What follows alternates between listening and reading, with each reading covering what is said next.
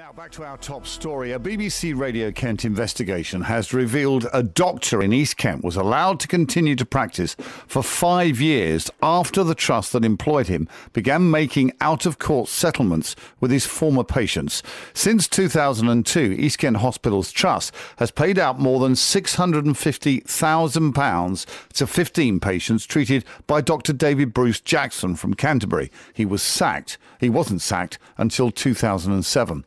Well, the NHS in East Kent has this morning set up a helpline for patients who may have concerns about their treatment at the hands of Dr. Jackson. We'll give you the details of that number in a few minutes. But first, Simon Longprice has this report. The duties of a doctor registered with the General Medical Council. Patients must be able to trust doctors with their lives and health. I've had one very, very tragic case involving a young man who came under Mr. Jackson as a very young teenager with what one might call puppy fat around his breasts. Essentially, he was simply just a slightly chubby pubertal boy. And Mr. Jackson, in his wisdom, decided that the best course was not for this chap to go on a diet or to take a little bit more exercise or to perhaps indeed even wait until he'd come through the other side of puberty and see how things were, but to perform a rather radical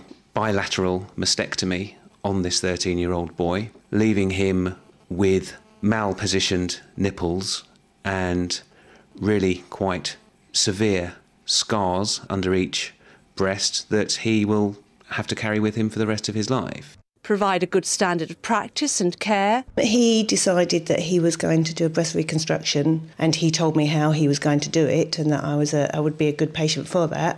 And he just carried on and did it. He took it upon himself to do that. I obviously was under his care, and I just went along with whatever he suggested and did it. Quite frankly, it wasn't a good...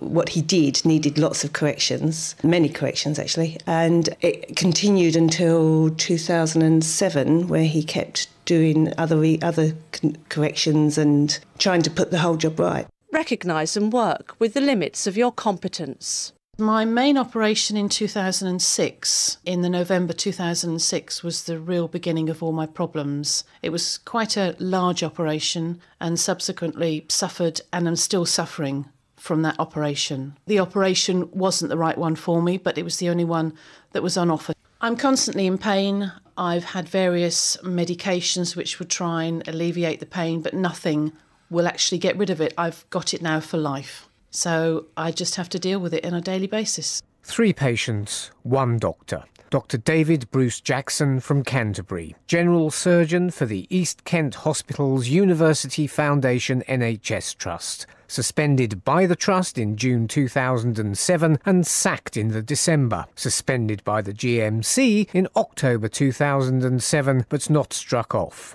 3 patients who consider that their treatment fell far short of the duties of a doctor. Patients who feel let down not just by the GMC, but the entire medical system in which they had placed their trust. Peter Walsh is from the patients' watchdog and charity Action Against Medical Accidents. The example from Kent is a fine example of how the current system isn't totally fit for purpose.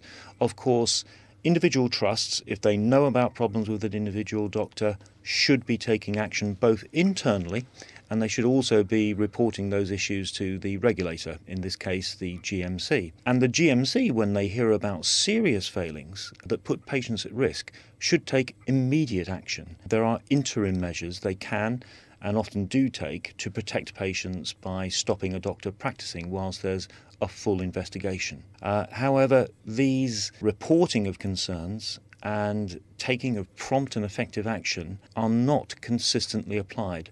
And indeed, the processes which the GMC itself applies are sometimes so long-winded that it can take an awful long time before the necessary measures are put in place. Dr. Jackson first came to national media attention in 2010 when a GMC hearing was opened and adjourned. The hearing related to complaints from 16 patients who between them mustered 75 charges against Dr. Jackson for work he did dating back to 1989 relating to 4 hospitals in East Kent, 3 NHS and 1 private. Dr. Jackson himself did not attend the GMC hearing. His barrister said he was unwell, that he wanted voluntarily to remove himself from the GMC's lists, that he wanted the hearing to be held in private. When the GMC said no, his lawyers sought judicial review on the decision to hold the meeting in public, a decision which eventually went against Dr. Jackson.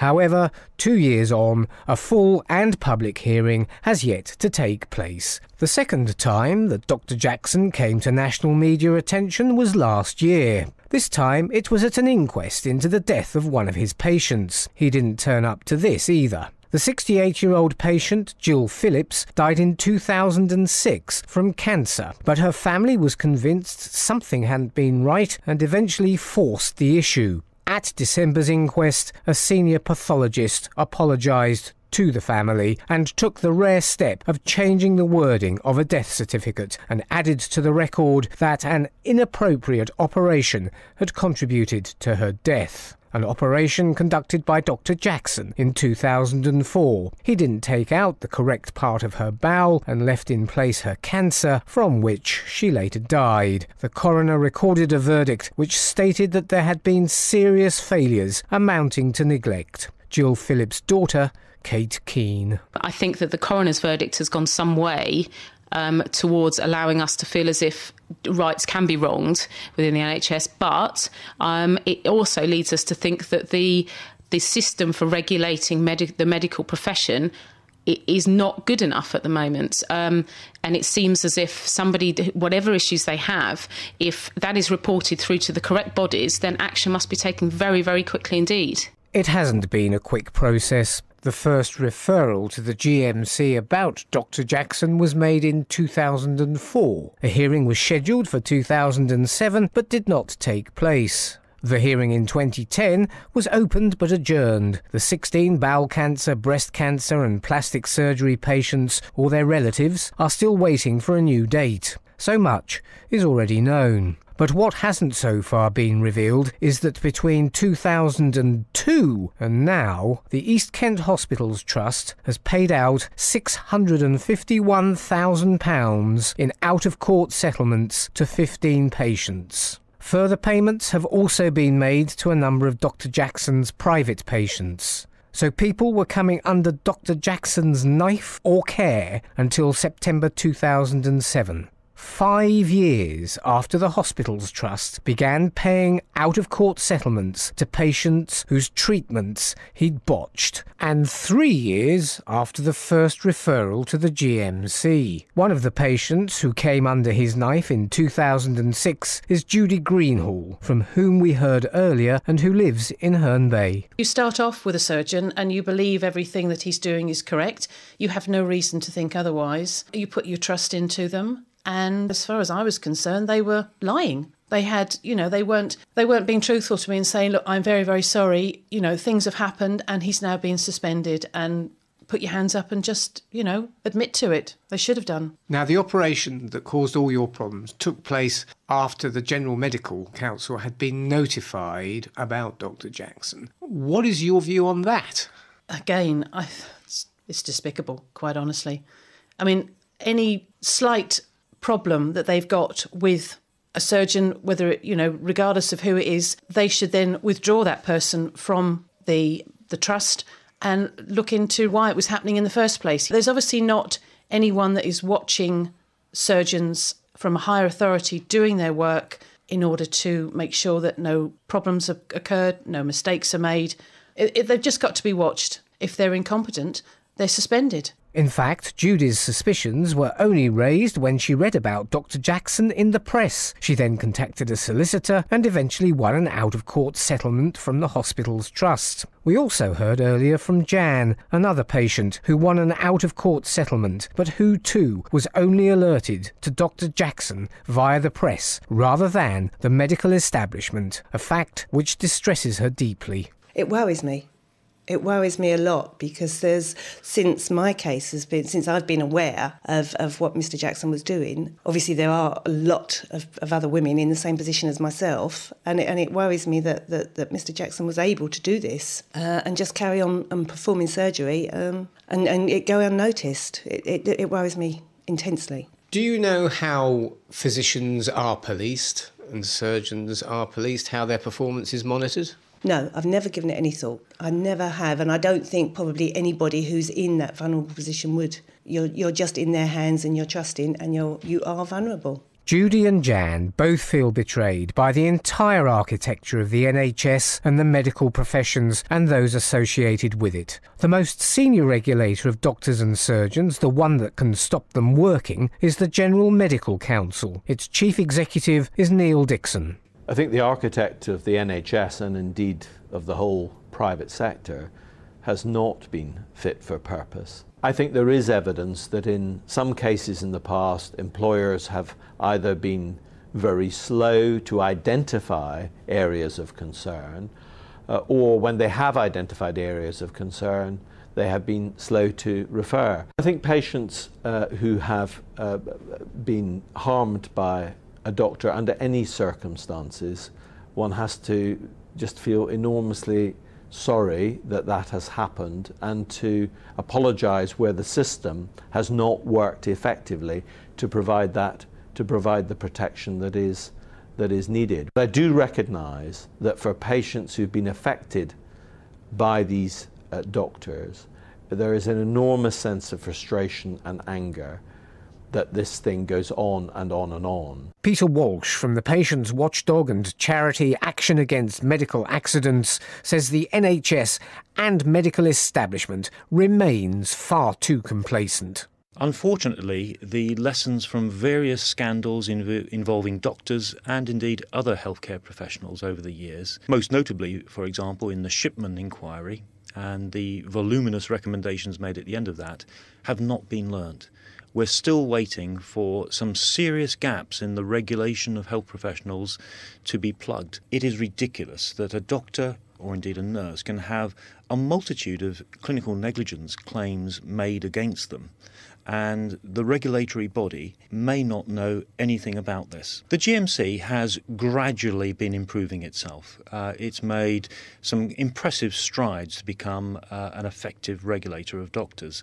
And developments such as revalidation and indeed of the introduction of responsible officers will help in that regard.